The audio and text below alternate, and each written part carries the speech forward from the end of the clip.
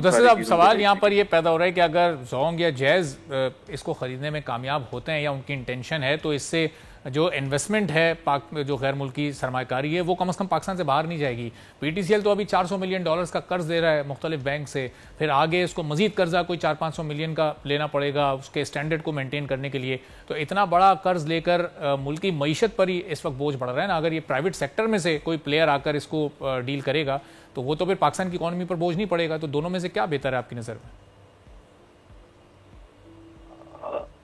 अब सर बात यह है ना कि इसमें थोड़ी सी गैर जज्बाती होकर सोचने की जरूरत है कि गवर्नमेंट के पास एक मेजॉरिटी होल्डिंग है, टेलीकॉम कंपनी है, उसका एक सेल्यूलर आर्म भी है। तो उन्होंने मार्केट में उनकी पोजीशन को बेहतर फ्यूचर में, क्योंकि ये तो 10-15 साल के लाइसेंसेस होते हैं और ये चीजें उसके ऊपर आपने अपनी पोजीशन को देखना होता है, तो उसको करने के लिए अपने फ्यूचर सारे जो प्लान्स हैं उसके हिसाब से देख के ये डील एक वर्थ के यार इस वक्त हमें खरीद लेना चाहिए। तो उन्होंने उसकी बिजनेस सेंस को, बिजनेस केस को देख के लाजमी तौर पे किया होगा, बजाय इसके कि यार गवर्नमेंट ने उसको कोई बेल आउट नहीं किया।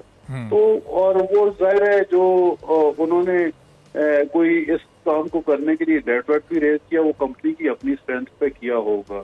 तो इसमें बाकी और कोई बाहर से आ जाता तो जाहिर है that would have been really good कि यार बाहर से बंदा आया और उसने पाकिस्तान में आगे एक नई इंटरेस्ट डेवलप किया और आगे फर्दर डेवलप भी कर लेता है इसे।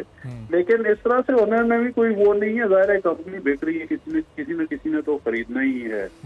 जैज़ का जहाँ तक ताल्लुक है, जैज़ ऑलरेडी उसने वारिद भी खरीदा है। अगर ये नया ये तीसरा भी उसको दे दिया जाए तो उस पर ज्यादा सवालात उठते कि यार एक ही जगह पे कॉन्सेंट्रेट हो रही है मार्केट। लेकिन एक नेचुरल फिनोमेना भी है कि जी पाकिस्तान की मार्केट में ज्यादातर कभी 5 प्लेयर्स की गुंजाइश नहीं रही, स्पेशली इसलिए कि हमारे लोगों की बाइंग पावर भी नहीं है, कीमतें भी बड़ी कम है, रिटर्न ऑन इन्वेस्टमेंट, और अभी ये नई जो हमारी मैक्रो इकोनॉमिक सिचुएशन है उसमें जो कॉस्ट है फ्यूल की, डॉलर का रेट है, इन सारी चीजों की वजह से जो है वो इतनी ज्यादा कंपनियों की गुंजाइश नहीं है। हाउएवर कंज्यूमर के पास चॉइस को कायम रखने के लिए इसी के लिए पॉलिसी होती है कि अगर आपने कायम रखना है, आपने एक बैलेंस मार्केट का कायम रखना है, तो फिर उस सिचुएशन को इंसेंटिवाइज करके उनको रखा जाए, जिसके लिए कहते हैं यार पॉलिसी कॉन्टिन्यूटी जरूरी है। तो ये चीज एक पॉलिसी का सब्जेक्ट जरूर है और इसके ऊपर कांस्टेंट होनी चाहिए कि आपको मार्केट कैसी दरकार है आगे जाते हुए। आया आप उसको खुद पर छोड़ देंगे या उसको सेव करने की कोशिश भी करेंगे। तो ये सारी बातें जो है वो पॉलिसी मेकर्स के ज़हन में होती भी है और होनी भी चाहिए।